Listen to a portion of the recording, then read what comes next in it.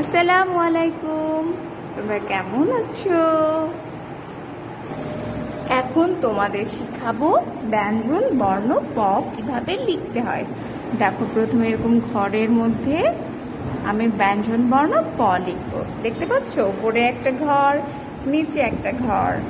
এখন এই ঘরের একটু নিচ থেকে একের মতো করে দিয়ে উপরে তুলবো, দেখেছো?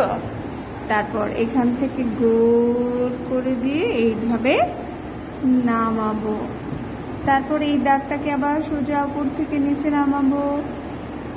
তারপর মাত্রা দিয়ে দিব। কি হয়ে গেল? প হয়ে গেল। তাহলে কি হয়ে গেল বলো? প হয়ে গেল। আচ্ছা, এবার বলো পতে কি হয়? পতে হয় পাখি। এখন যদি একটু পাখি দেখিয়ে দিই কেমন হবে? এই দেখো, পতে হয় পাখি। ওকে।